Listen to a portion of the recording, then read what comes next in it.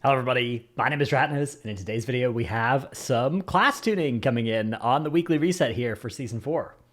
So up first we have Vengeance Demon Hunter Nerfs. Now this was something that in general I had called for. I think it's something that does need to happen. And we have Sigil of Silence duration reduced to 4 seconds from 5, and the cooldown has been increased to 90 seconds from 60 seconds. So you're going to be getting 80% duration on 150% the cooldown, right? So the total uptime of Sigil of Silence has gone down dramatically as a result of this. Sigil of Binding is now going to reduce Sigil cooldowns by 2 seconds per trigger, was 3 seconds. So that's going to give you less Sigil CDR, less ability to spam Sigils, and Soul Cleave's damage has been reduced by 8%. I think this is probably a good start to tuning Vengeance. It's tough. It's a tough spot to be in. So from Blizzard's perspective, conceptually, I think this season it would be good if Vengeance was still the best tank this season. But the objective I think they should aim for is people shouldn't feel bad that they're not playing Vengeance Demon Hunter if they're playing one of the other 5 tanks. And to Blizzard's credit, the other 5 tanks are all in a spot defensively where they feel pretty good and are maybe like 0 to 1 buffs away from feeling great defensively, varying degrees of offensive power among the other tanks. But realistically, like the only problem I have when I'm playing something like my Bear, my Warrior, really is that I'm aware that I'm not playing a Vengeance Demon Hunter. Now, are these nerfs enough to take that away? Well, we have some damage reduction for Vengeance, and we also have some survivability reduction a little bit through less sigils, and then the utility reduction as well, notably less uptime on Silence. I think that Silence, you know, the fact that you'll be able to still have 2 of them stored up going into any given pull. The only thing that this will change in like a big pull where you use Sigil of Silence twice is kind of nothing, right? Like you'll still be able to use it twice in a big pull. If there was a pull where you got to the 60-second mark or the, reduced however long and got that extra cast of Sigil of Silence in, is that now going to not happen? Probably, yeah. So in any 3 Sigil of Silence pull, that's probably now a 2 Sigil of Silence pull. And then also between pulls, right? Like you can't necessarily silence every single pack here if you want anymore. The 4 seconds down from 5 is also something. Although generally, even the silence itself, right? The silence, even if it was like a shorter silence, the fact that it's interrupting all the mobs is a big part of the power. As we go from like 5 to 4 seconds, it would be tough to nerf it by reducing it much further because most mobs won't cast their important abilities within a few seconds of being silenced or interrupted anyways. And for a lot of, critical abilities, the silence duration is kind of irrelevant anyways because you're silencing the mob and then it's not going to cast it again anyways for 15 seconds. That it's important ability. For some mobs, though, mobs that spam things at you, this is certainly going to be felt. So, overall, I think that they're trying to avoid making illuminated sigils only give 1 charge of these utility sigils. And I understand because that's like a cool thing that Vengeance has now that they added for that spec. I suspect that still would have been the best way to nerf this spec utility-wise.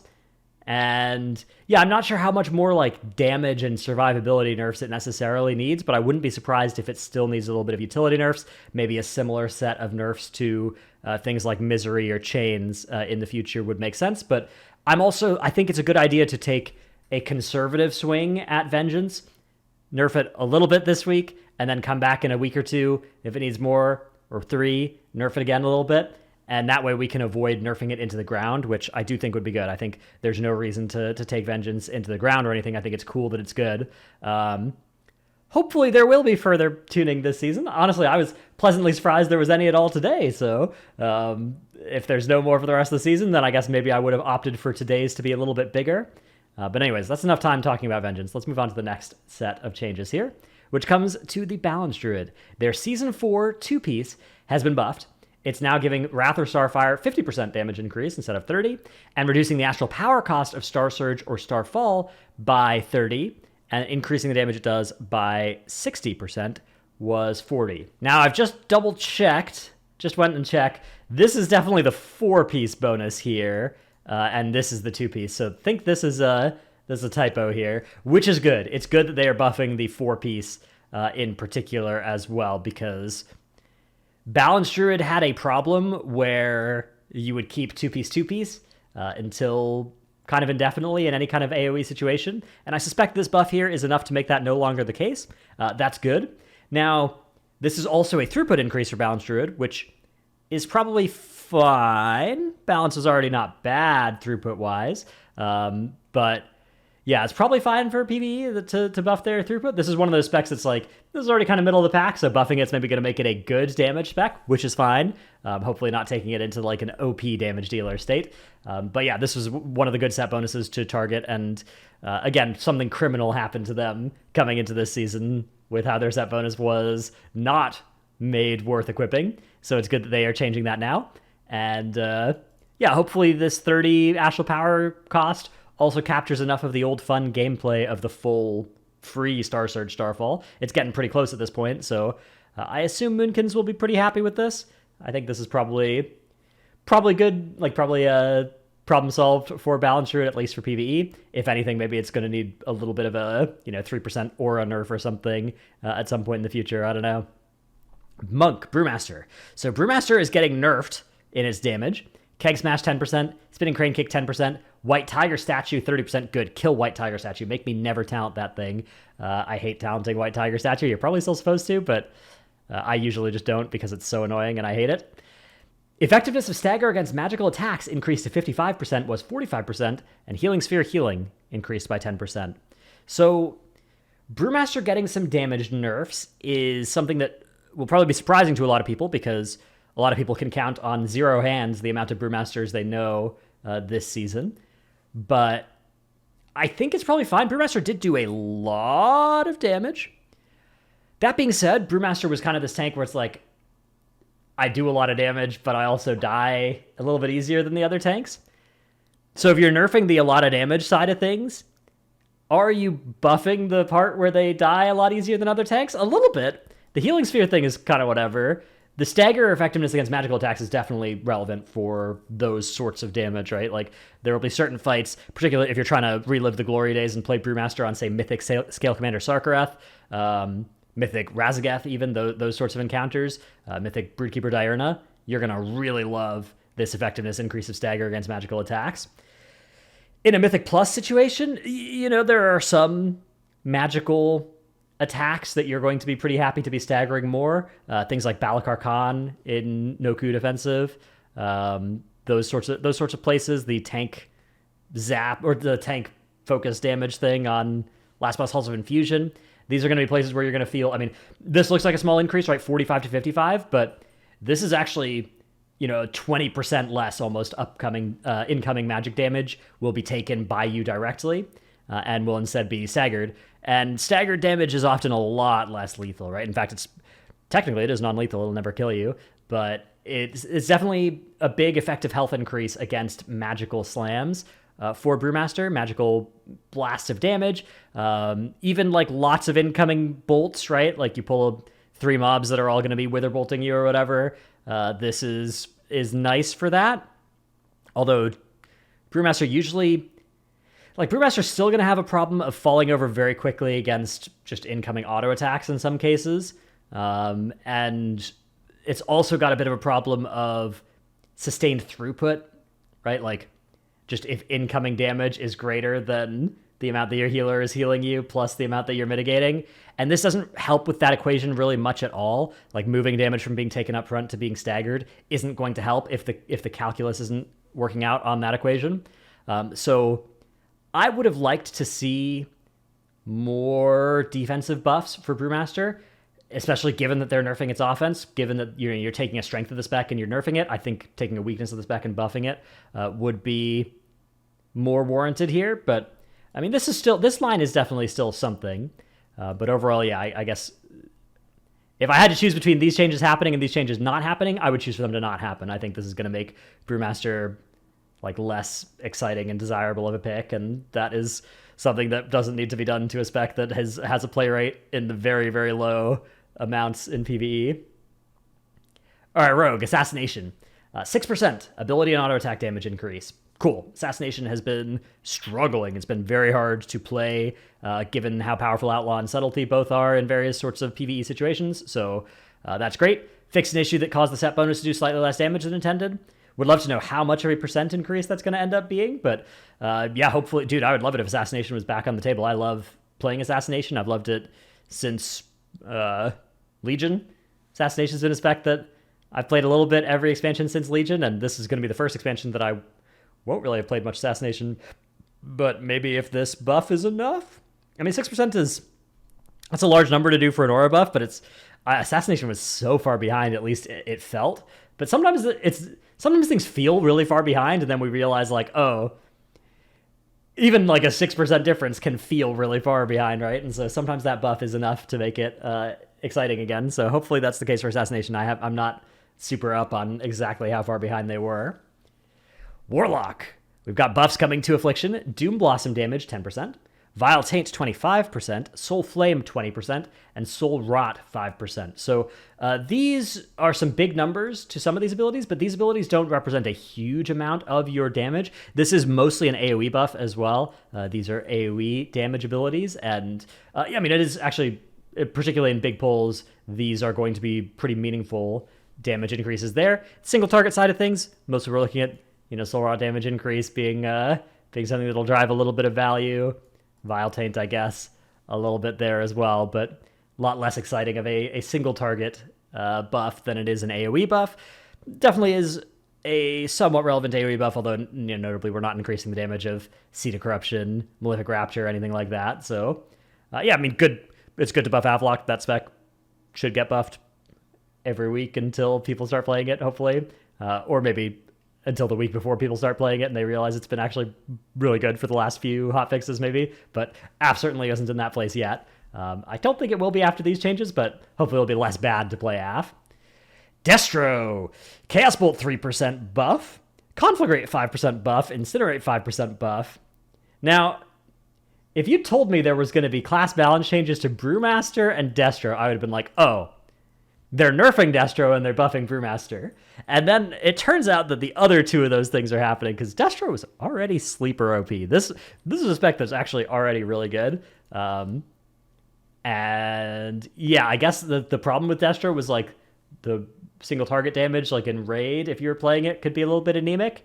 But that spec is already really, really good in M+. It's now going to be even gooder. Now, notably, this isn't increasing its AoE damage directly, but if you take a spec that has good AoE and you buff its single target, like that is really valuable still for M+.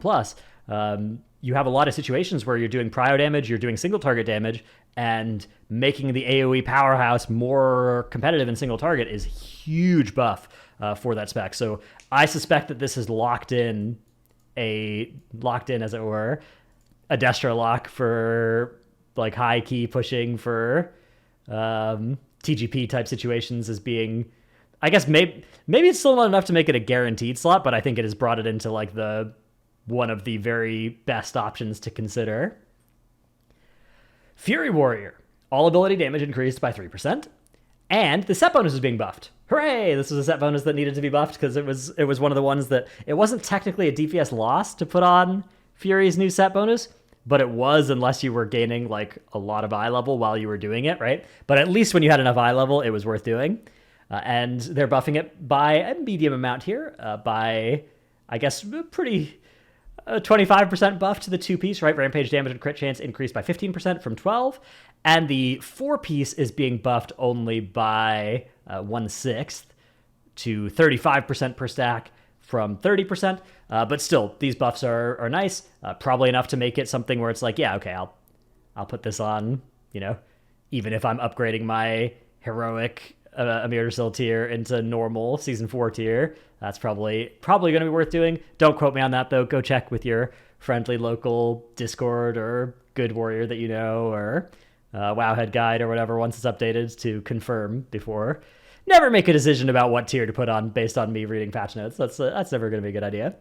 And finally, Prot Warrior. We have dev notes for Prot Warrior. Cool. Our goal for these changes is to reduce Prot Warrior deaths to the dangers that are most likely to kill them, like burst or magic damage. There are some talents that warriors have for protection against these threats, like Disrupting Shout, Bolster, Battle-Scarred Veteran, but it can be difficult to find the talent points for them. To provide more build flexibility, we're reducing the power of Battering Ram talent and moving its damage and defensive benefits into core abilities. We're also increasing damage across the board and buffing some defensive talent options.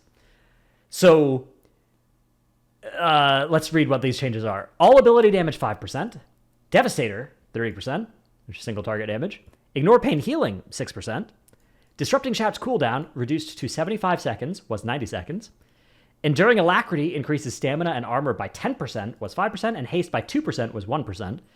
And Battering Ram now gives you 10% auto attack damage and speed for 20 seconds, was 20%.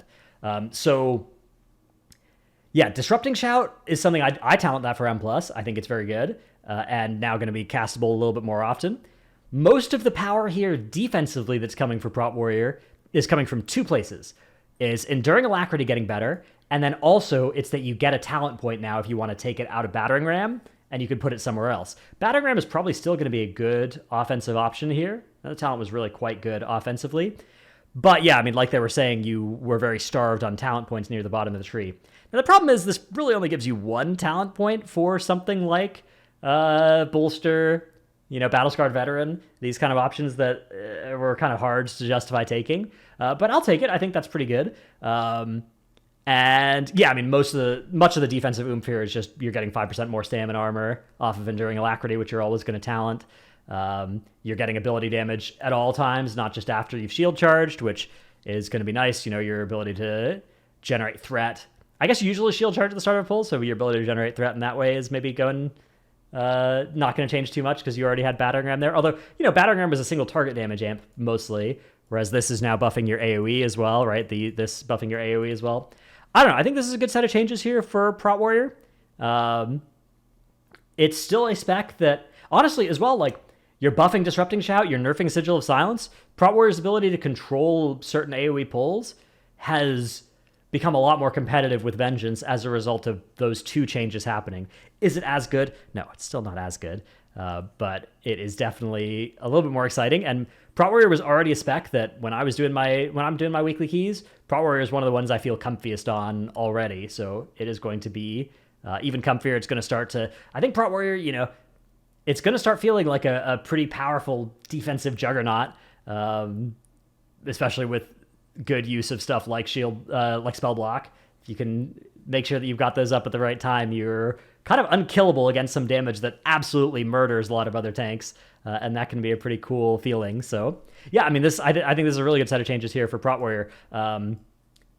Personally, I think that if I had to pick a tank spec for notes of this type to happen to, it probably would have been like Bear and Brewmaster that would have been at the top of my list, not necessarily Prot Warrior, but I think it is still good to have this happen to Prot Warrior. And yeah, I think that overall the tank tuning that's come in this post, I'm a little bit befuddled by the Brewmaster one, but I guess it does somewhat make sense.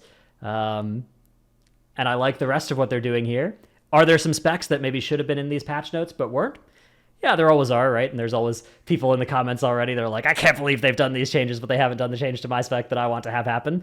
I hope there is more tuning coming for Season 4. I think that this season can be a lot better than it otherwise will be if they continue to be committed to tweaking, specs up and down by a little bit. I think that goes a long way, particularly in a season where there's not a lot of novelty inherently. Introducing some novelty by just buffing some specs that haven't seen play, by nerfing some specs that are super dominant. And really, I think only nerf the super dominant specs. Don't bother nerfing the pretty good specs in a season like this. And I think that will help tide us over until War Within really nicely. So yeah, I'm encouraged by the fact that there are changes at all, and hopeful that means there will be more changes in the future.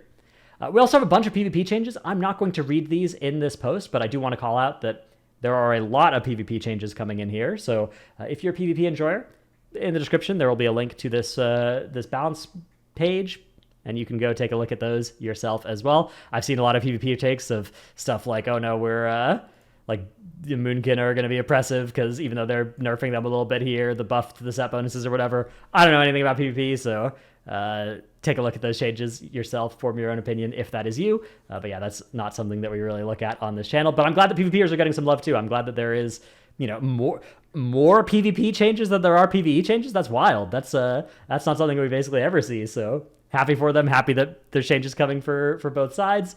And yeah, I think the one thing that needed to be in these changes was something for Vengeance Demon Hunter, taking them down a little bit. Would I have taken them down maybe a little bit more? Maybe, but I'm fine with a conservative approach here.